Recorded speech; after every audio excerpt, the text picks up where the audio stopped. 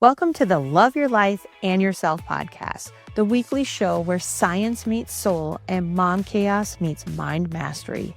You're not just a mom. You're a woman with dreams, a career, a body that needs care, and a soul that craves more. This podcast is your permission slip to stop surviving and start thriving in motherhood, health, career, and stress resilience. I'm your host, Dr. Ashley Rath, and every week we bring you actionable insights and transformative conversations to help you create a life you truly love.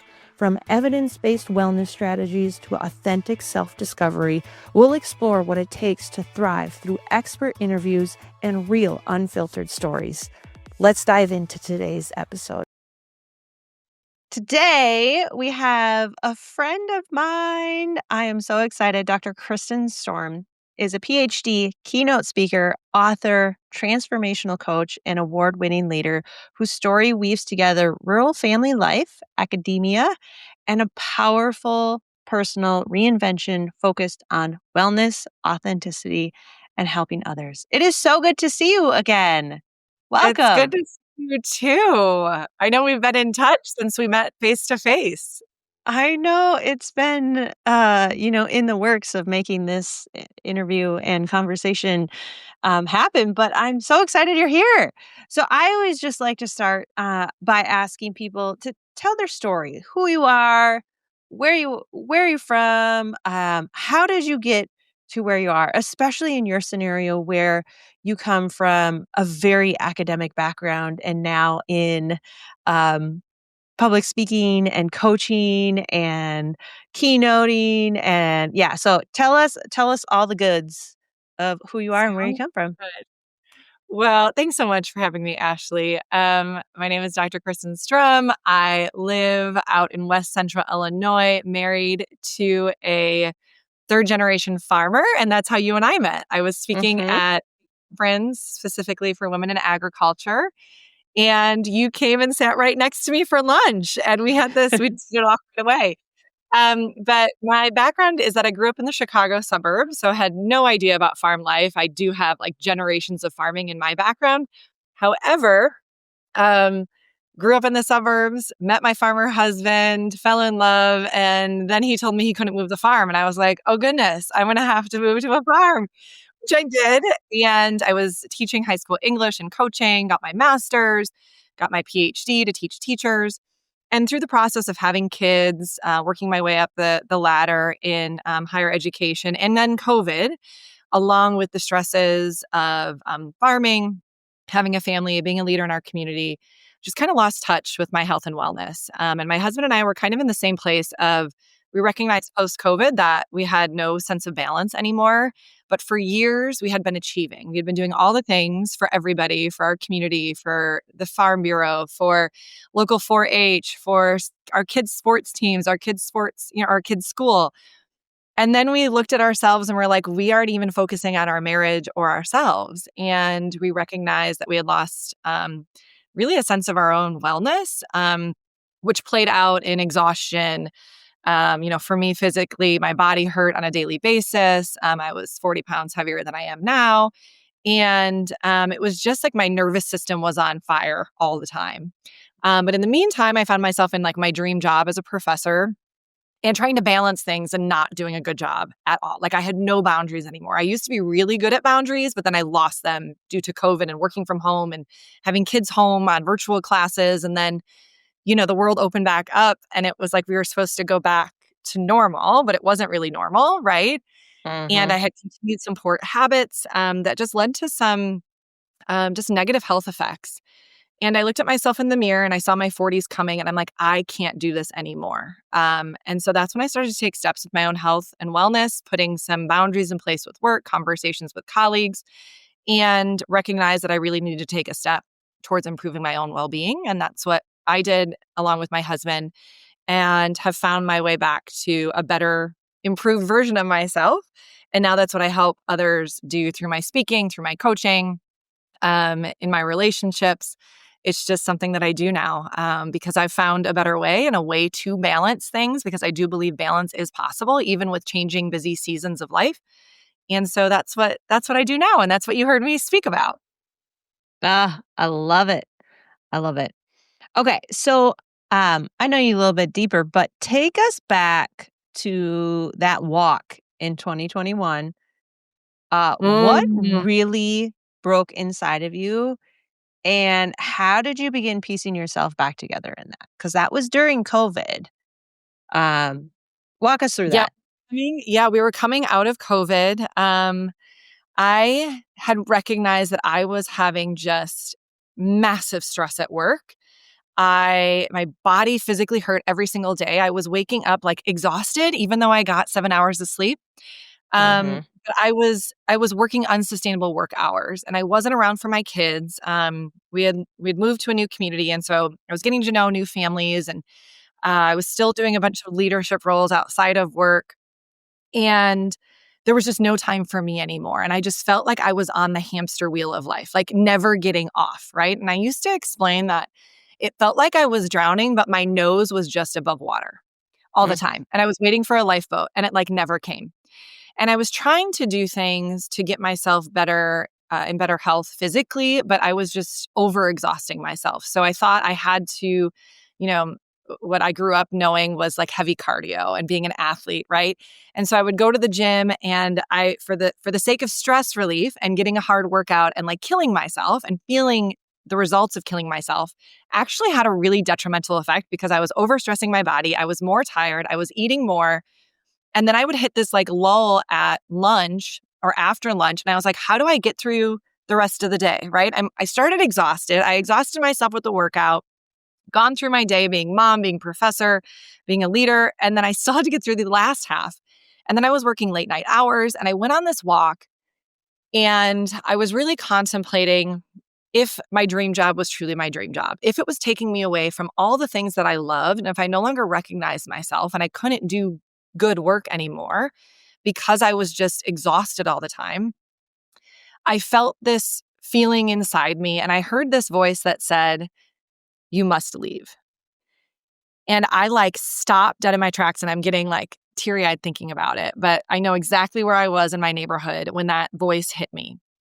And I like held onto my knees, started hyperventilating, and I was like, I must leave. But I don't know what that looks like. If this is what I've been working Mm. on to get to be a professor at my dream job, how can I leave? I'd sacrificed so much of my time, my energy, my life, my kids' childhood.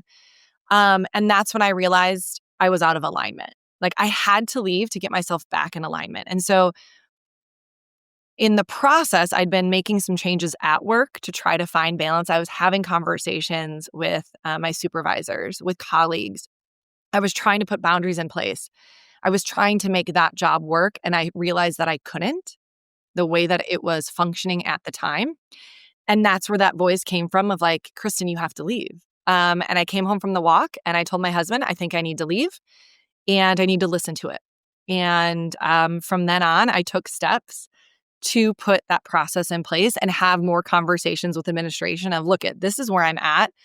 And unless these changes are made, I am going to leave. And so that's that walk. And I knew, and what the crazy thing is there were like multiple, and I've heard this of people that take big risks in their life, Mhm. that there were multiple opportunities for like the parachute or the something that catches you, right? Like the colleagues Yeah. that are like, well, we'll make changes. We'll do this for you. We'll do this for you.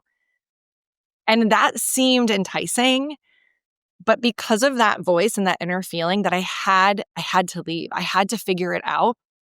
I had to follow it. And I knew that I had to trust that feeling. Mm.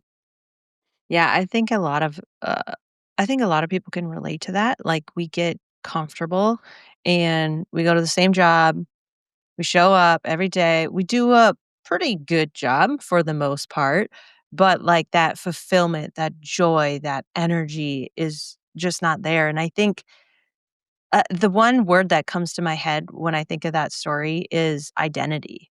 I mean, you Mm, had a stable academic track going and you had identified as this professor, highly educated, like, like well manicured, like you had this dream job and this identity attached to it. And I have a similar story, but that it comes when I became a mom of like I was this career woman. I had no idea what happened when God blessed me with my first child. So uh, I can totally relate to your story. And again, the word identity comes up. So what identity did you have to bury, or Mm. how did you really manage this shift of identity transitioning Oh. to become the version of you now? Yeah, I would say I had to start to figure out who the future version of me was. Like, the future version of me Mm, always was the woman that had the PhD, that had the job in higher education, that was publishing, teaching, helping teachers develop before they became teachers, right? Being a leader in my department and in my community, being a mom, being a farmer's wife, all those things were wrapped into one. And my identity was so tied to teaching and educating and inspiring.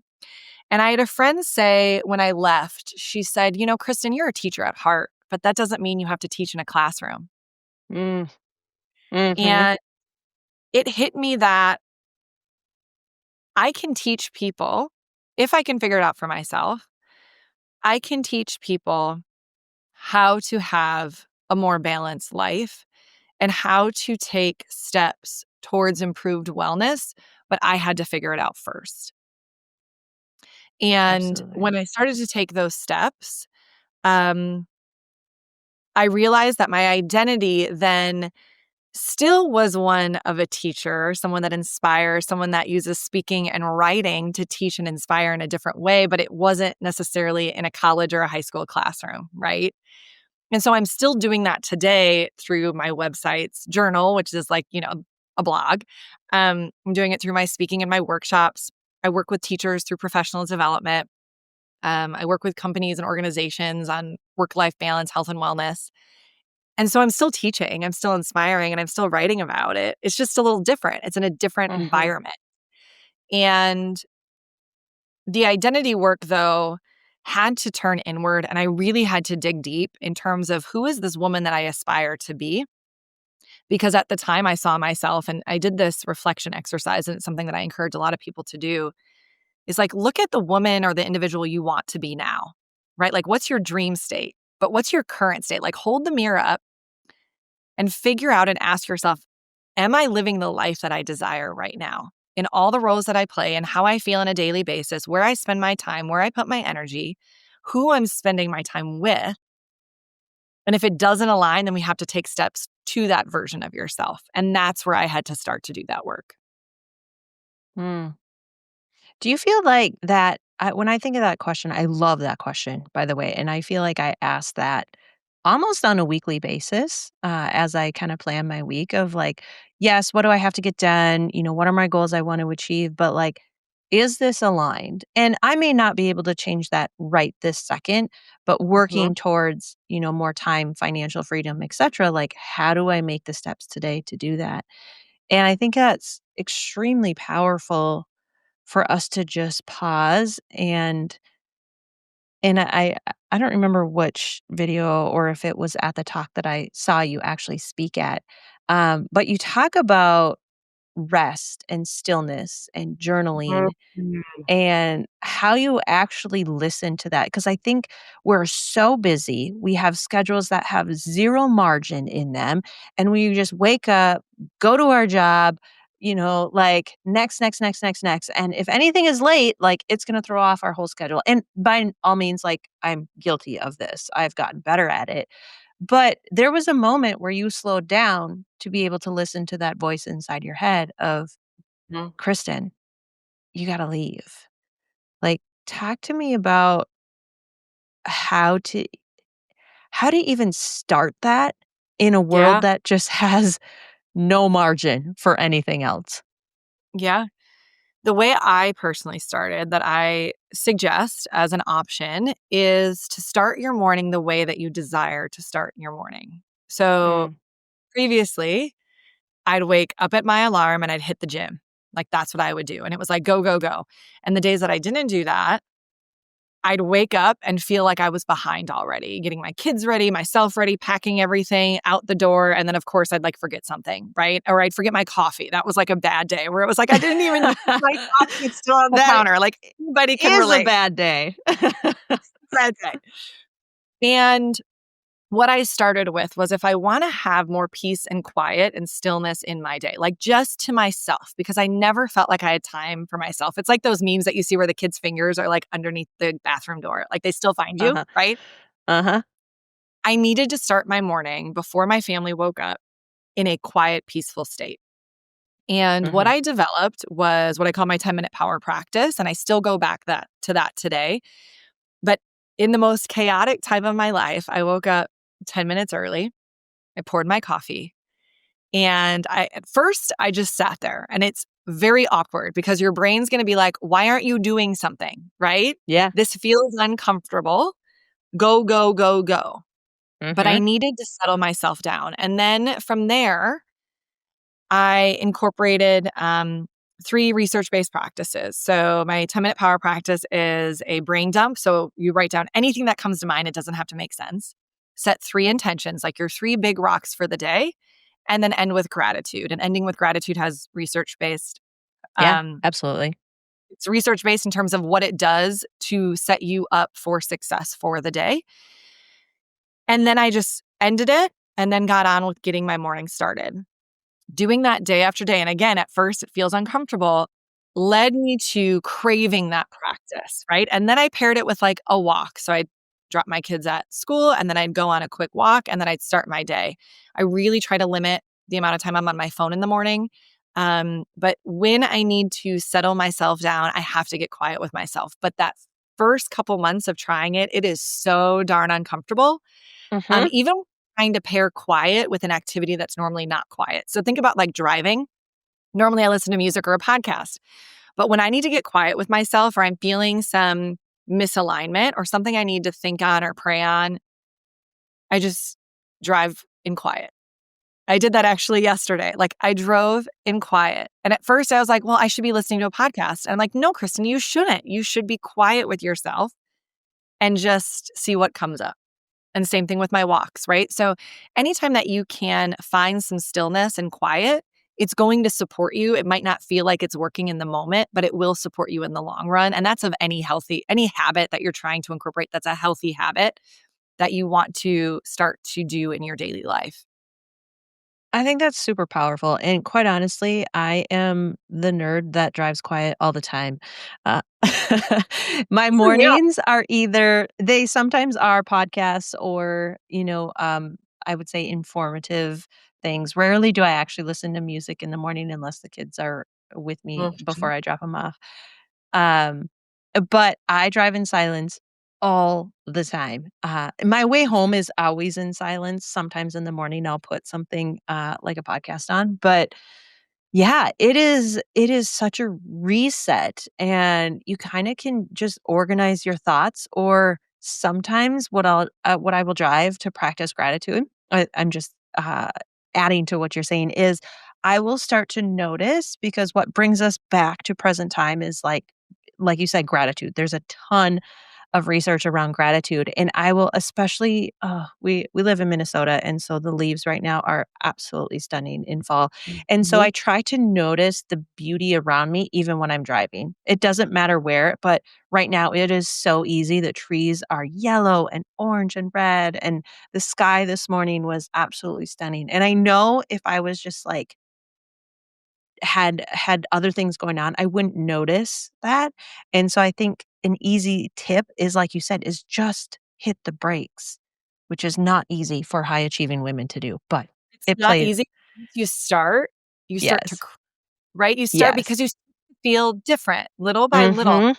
That noticing is a mindfulness practice, right? It's the same thing like when we're so attached to technology that even on walks we might have our phone out, right? Or when our kids are home or at our kids sporting events, it's so easy just to pick up the phone and get distracted that we forget to notice and actually note what's going on around us that registers with our nervous system, right? And so the more that we can turn our attention to the beauty of nature or the different senses, things that we're seeing or listening or feeling against our skin.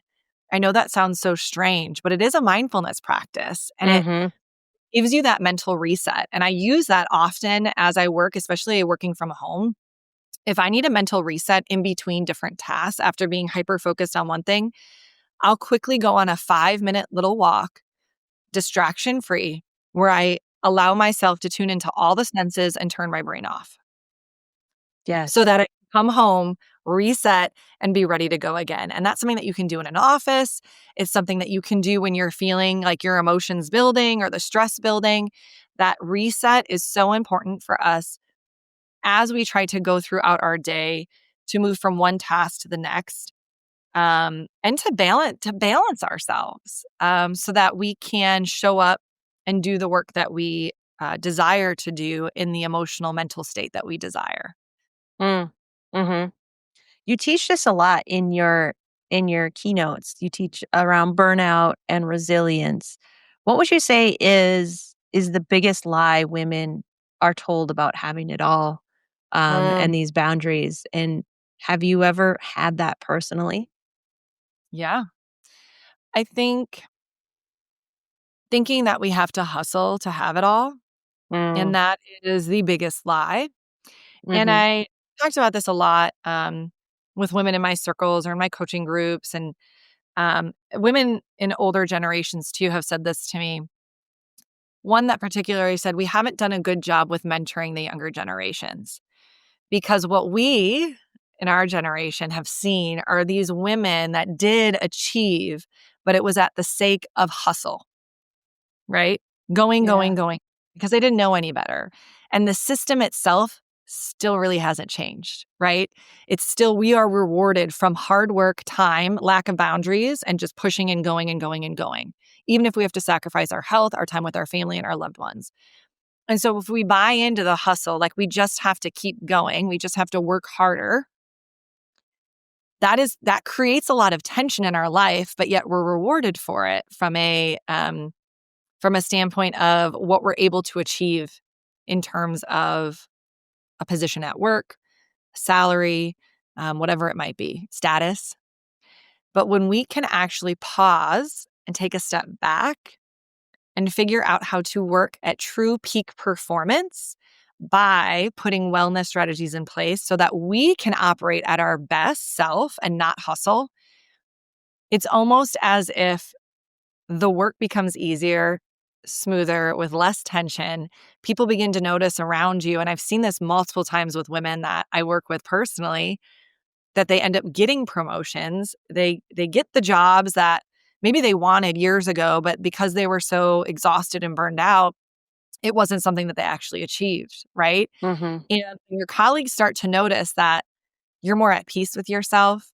You're showing up as a different type of leader and someone that's much more focused on just this sense of, like, I want to call it peace. Like, we don't, when you start to realize that you don't need the title and you don't need the status and you focus inward, it's almost as if like the world and universe rewards you for it. I can't explain it other than people see it. It's very mm, clear. People see it. mhm, And then that's where the promotions come from. That's where, but the way that you can act and perform in those spaces becomes very different. yeah. Does that make sense? Yeah, absolutely. I was just gonna add on that you have the magic framework that ties this all together. Walk us through how you came to invent that signature framework and how it's challenged you in your own perfectionism and overachieving habits. Mhm. Yeah. So as I was thinking about my own journey, right? I mean, all you have to do is look at pictures of like, yes, I was a professor and a mom, but I was exhausted. I was exhausted. You could see it on my face. It was like the smile, but behind the smile, there was a lot of pain.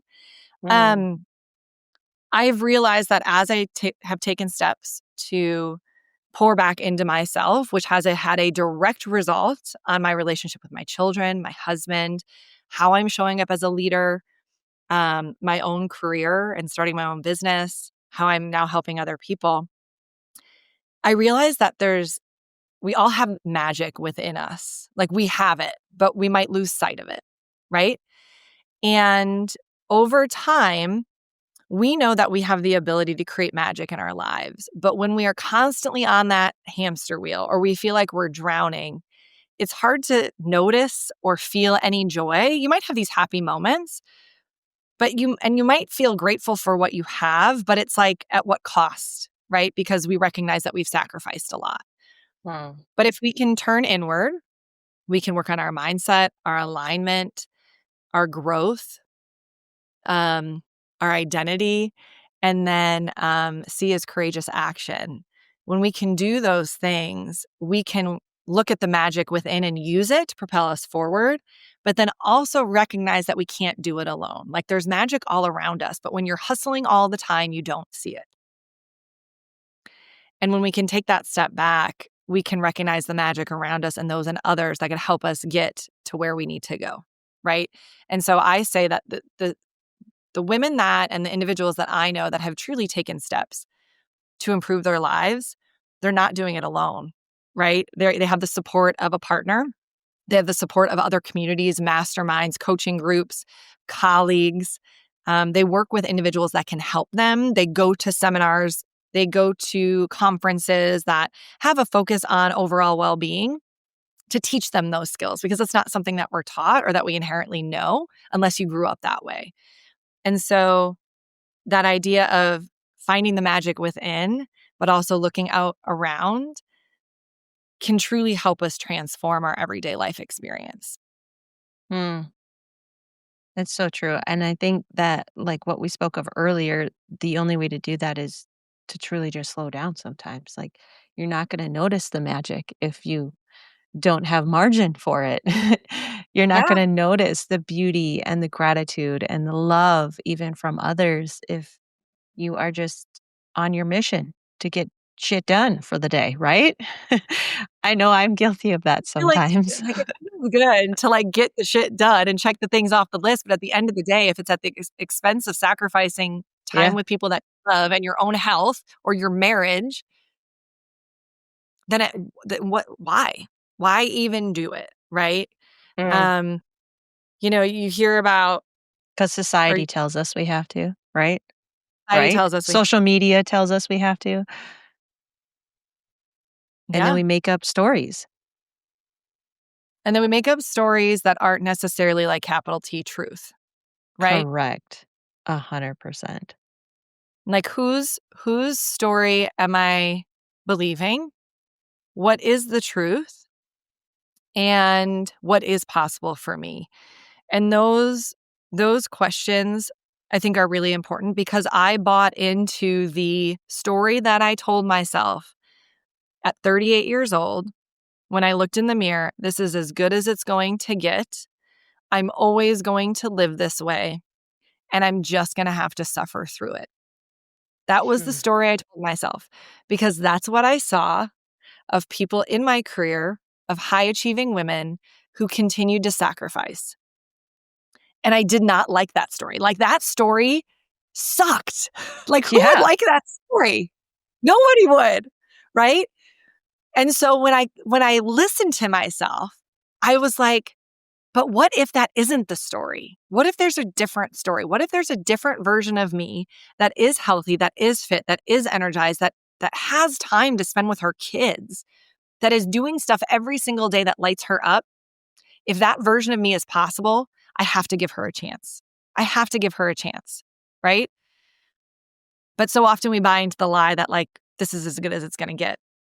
I'm almost 40, my good old days have passed. No, it's not, and we now know, and like research shows us, and that's the coolest thing about like brain research and health and wellness. What we know now is that these very small steps every day truly can change your trajectory. And we know that like food and movement and mindfulness practices and slowing down and nervous system resets, we know all these things truly can rewire our entire bodies so that we can live in a more healthy, balanced state. Mm. Yeah, I can just feel your passion on this side. I hope listeners can hear it and feel it too as you're speaking and you're getting fired up. It's like, yes! Like, Like, we it's can. possible. We can. Yes.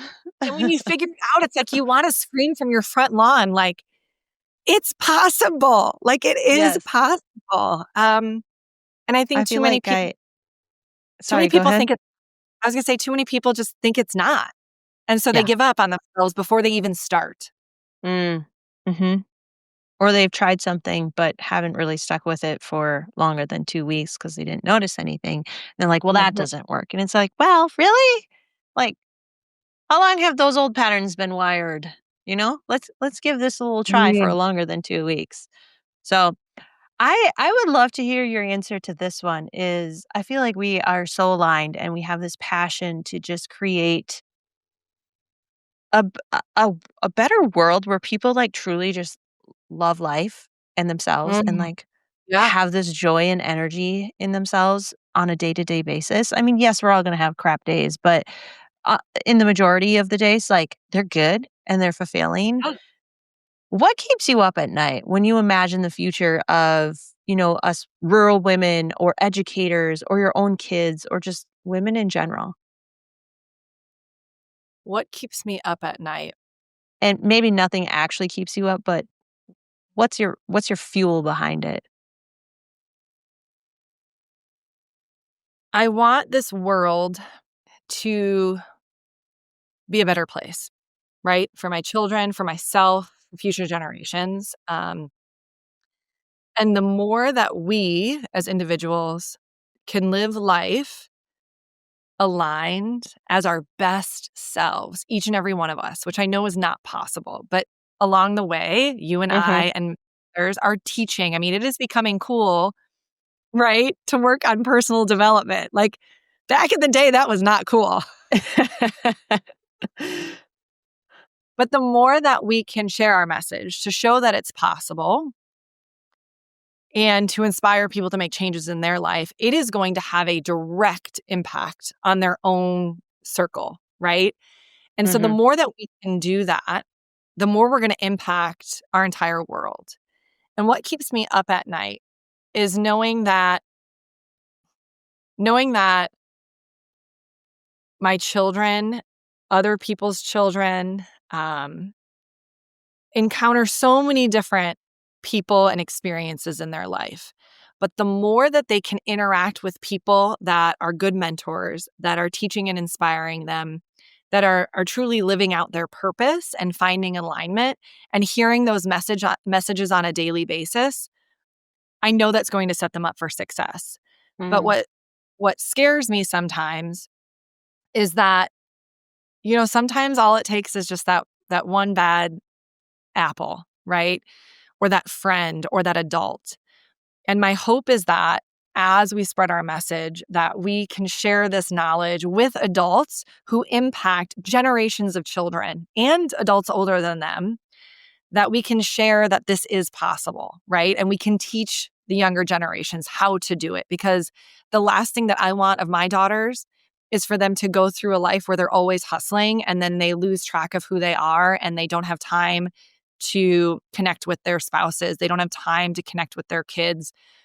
They pour everything into everybody else and they lose a sense of themselves, because that's what happened to me. Mhm. And as a role model and a coach of youth athletics and the ways that I interact with young people now and with teachers who have direct contact with children, I want them to realize that when we pour into ourselves and when we start to thrive, it directly impacts the individuals in our lives to help them thrive too. 100%. 100%. Love it.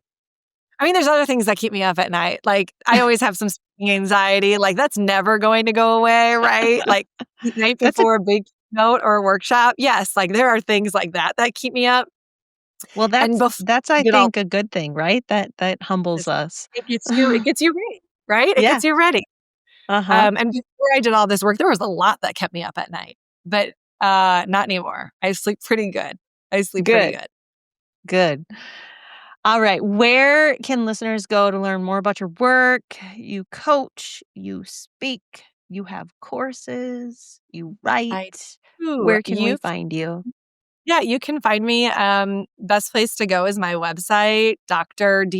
Kristen, Kristen, and then Strom, Strom.com. my journal has it's my blog, like the old school blog that I actually had one the first 10 years of being married to my farmer, called the Farm Notes from Little to Hinda. It was the way that I kept in touch because I didn't have social media. There was no smartphones, right? So it was Yeah. like write a blog post and then I'd email my email list being like, new blog post is up. See what happened on the farm this month, right? Cool. But that's my journal is my blog where I write about different health and wellness strategies and work-life balance that people, and part of my story's on there too. But it allows me to storytell, use research and action steps to help the reader take those steps in their life based on things that I know work. Um, my speaking and keynotes and workshops are on there. You can read about my coaching and my master class and my courses. That's all on there. And then you can follow me on social media, Dr. Kristen Strom. That's where I'm at. Awesome. I'll put it in the show notes too. Thank you so Awesome. much for joining me today. Yeah, this was a wonderful Appreciate way to start the day. Hey, love it. Thanks for tuning in to Love Your Life and Yourself. I hope today's episode gave you one more tool or one more truth to help you thrive in your health, happiness, and resilience. Remember, loving yourself isn't selfish, it's leadership.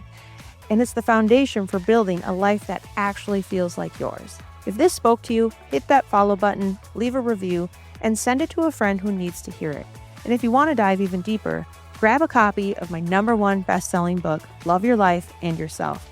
It's the heart behind this podcast, and it's helped thousands of women step into a life they actually love. You can find it at drashleyrath.com or through the link in the show notes. Until next time, take care of you and keep choosing to love your life and yourself.